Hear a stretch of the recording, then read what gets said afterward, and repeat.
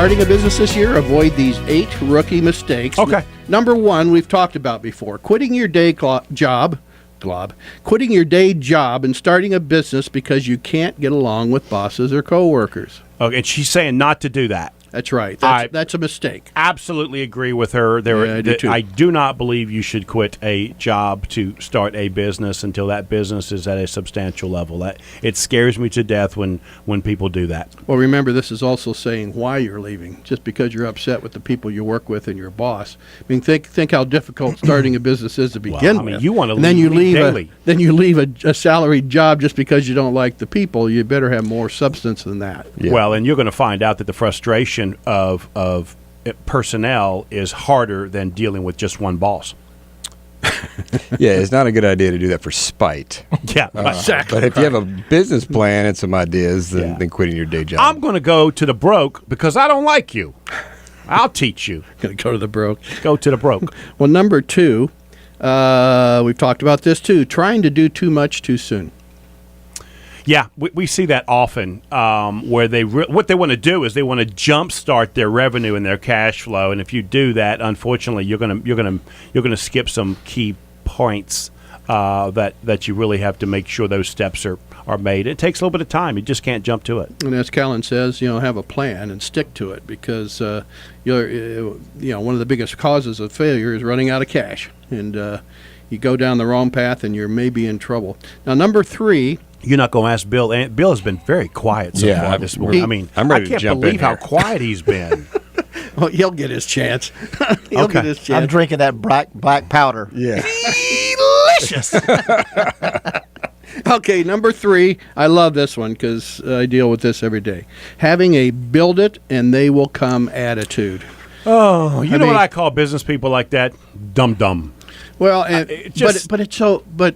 it's a natural fallacy, I think. They're very good at what they do, or they have a very good product, or they got a very good service, and they think that's good enough. Unfortunately, it's not, as we know. Just having something and being very good at it doesn't get you there. You also have to be able to get other people to understand and to want what it is you have.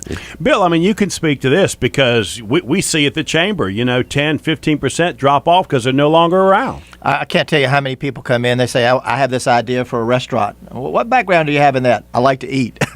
Yeah.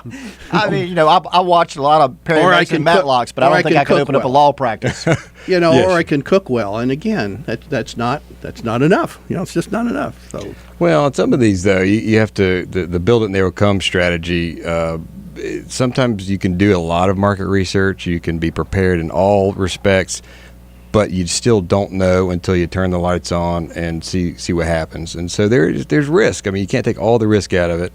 Sounds like y'all are agreeing with Nellie a little bit on some of these points. Am. So far, we are. I am. I am. It pains Joe, but we are it does so far. bother me that this little writer's got me, but so far she's got me. Well, at a glance, I thought she did pretty well. Number 4, we've talked about this too, not preparing your family and friends for the lifestyle changes that come with owning a small business. Okay, Oh my here's gosh. the truth. Most of the time, first-time small business people cannot prepare their family because they really don't know themselves what they're getting ready to get into.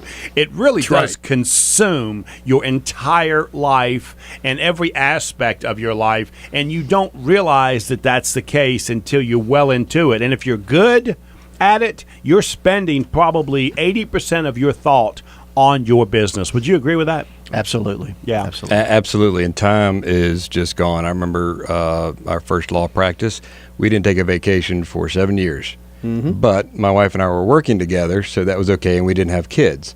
Once the kids come, other variables, that changes, and you have to understand that is what you do, and it takes up so much time, and if people around you need to understand that. The truth is, I'm going to correct her just a little bit here, okay? Because here's the reality of it. You need to make sure they've got buy-in, not really prep them for what's coming, because you really don't know what's coming. You need to make sure that your spouse is totally on board with this and they're committed to doing this. I've heard spouses in a room look at their husband and said, well, that's fine, but I'm still going to take my vacation and we're still getting that pool next summer. And I'm thinking, oh boy, this is a problem, because they really don't understand really what they're getting ready to jump into. You know what I don't like about this article is you said 2 things that I really think are cool, Joe. And I'm sorry to admit Exactly. it. Exactly. 2 points you made on this one. One is they don't prepare them because they don't understand it themselves, which I think is super. And What and you meant to say was genius. I'm not. Bill, I'm not. Bill thought I'm that not was going. funny. I'm not going that far.